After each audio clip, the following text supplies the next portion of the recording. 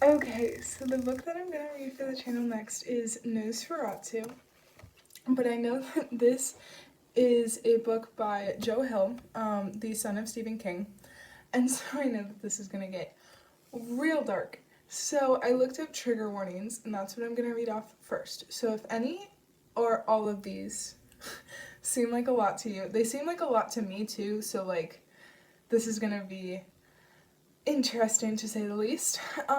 But here we go. Trigger and content warnings for racism, rape, sexual assault, child abuse, self-harm, drug abuse, death of a child, murder, kidnapping, and death of a dog. So if any or all of those seem harmful to you or harmful to the environment that you're in, please don't listen. Please just click away. That is the only time I will be saying that, because hopefully everybody will be starting with chapter 1.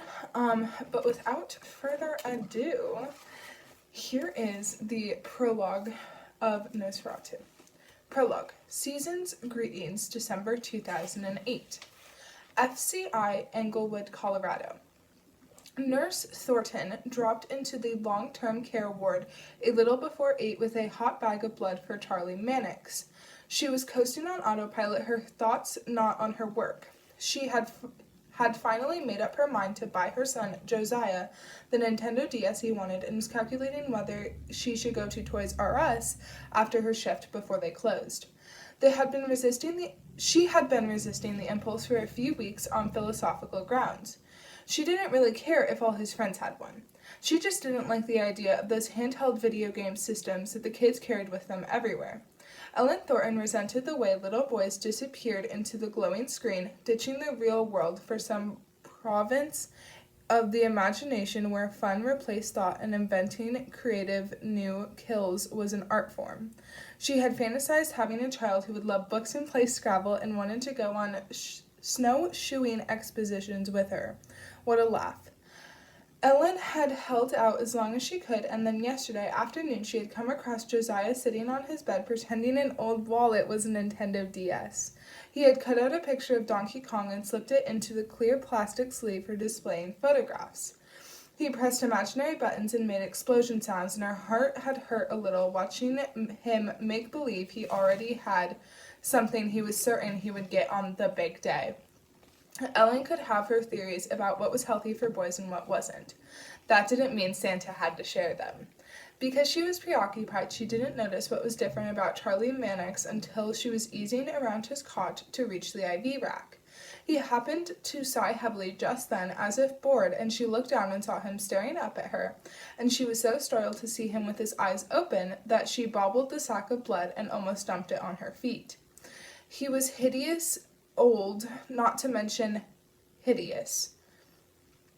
His great bald skull was a globe mapping an alien moon, consonants marked by liver spots and bruised colored sarcomas. Of all the men in the long-term care ward, aka the vegetable patch, that's horrible.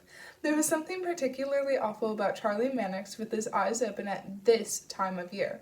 Mannix liked children. He'd made dozens of them disappear back in the 90s. He had a house below the Feltarians where he did what he liked with them and killed them and hung Christmas ornaments in their memory. The papers called the place the Sleigh House. Ho, ho, ho. For the most part, Ellen could shut off the mother side of her brain while she was at work, could keep her mind away from thoughts of what Charlie Mannix had probably done with the little girls and boys who had crossed his path, little girls and boys no older than Josiah. Ellen didn't muse on what any of her charges had done, if she could help it. The patient on the other side of the room had tied up his girlfriend and her 2 children, set fire to the house, and left them to burn. He was arrested in a bar down the street drinking Bushmills and watching the White Sox play the Rangers. Ellen didn't see how dwelling on it was ever going to do her any favors, and she had taught herself to think of her patients as extensions of the machines and drip bags they were hooked up to. Meet peripherals. And all the time she'd worked at FCI Englewood in the Supermax prison infirmary, she had never seen Charlie Mannix with his eyes open. She'd been on staff for 3 years, and he had been comatose all that time. He was the frailest of her patients, a fragile coat of skin with bones inside. His heart monitor blipped like a metronome set to the slowest possible speed. The doc said he had as much brain activity as a can of creamed corn. No one had ever determined his age, but he looked older than Keith Richards. He even looked a little like Keith Richards, a bald Keith with a mouthful of sharp little brown teeth. There were 3 other coma patients in the ward, what the staff called gorks. When you were around them long enough, you learned that all the gorks had their quirks. Don Henry, the man who burned his girl and her kids to death, went for walks sometimes. He didn't get up, of course, but his feet pedaled weakly under the sheets.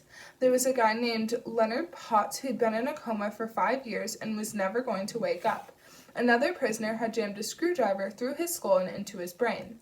But sometimes he cleared his throat and would shout, "I know," as if he were a small child who wanted to answer the teacher's question. Maybe opening his eyes as Manx's quirk, and she just never caught him doing it before. "Hello, Mr. Mannix," Ellen said automatically. "How are you feeling today?" She smiled a meaningless smile and hesitated, still holding the sack of body temperature blood.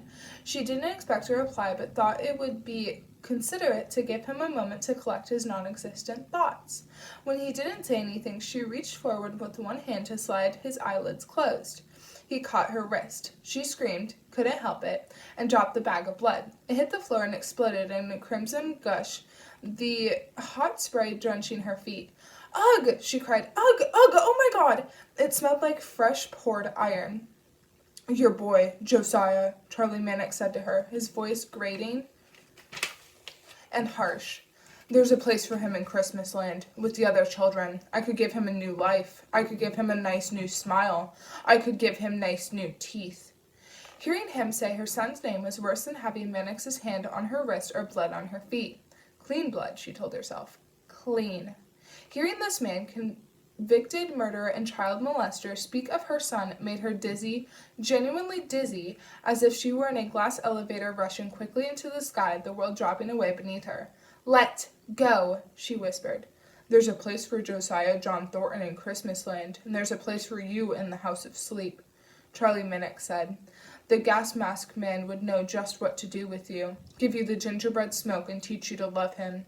Can't bring you with us to Christmas Land. Or, I could, but the gas mask man is better.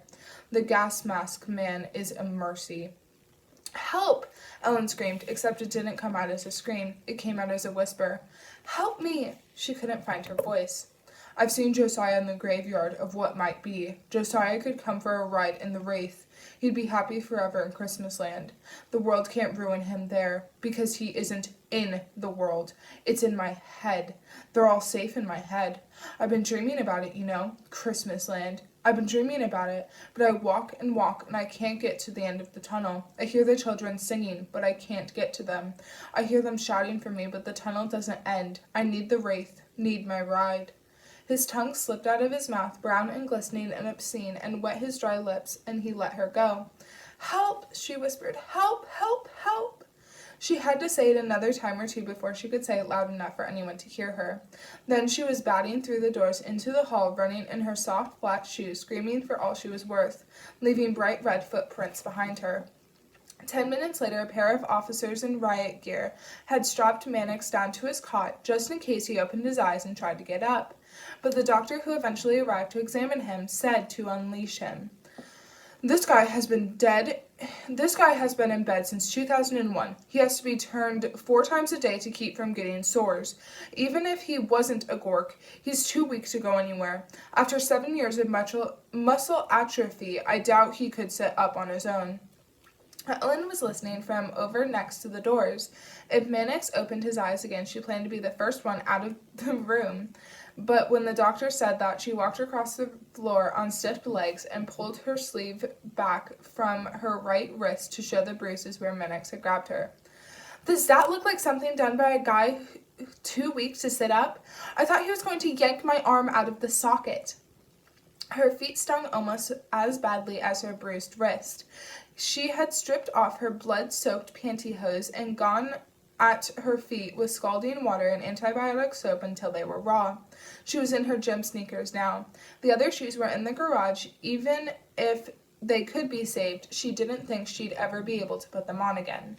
The doctor, a young Indian named Patel, gave her an unabashed, apologetic look and bent to shine a flashlight in Manik's eyes. His pupils did not dilate. Patel moved the flashlight back and forth, but Mannix's eyes remained fixed on a point just beyond Patel's left ear. The doctor clapped his hands an inch from Mannix's nose.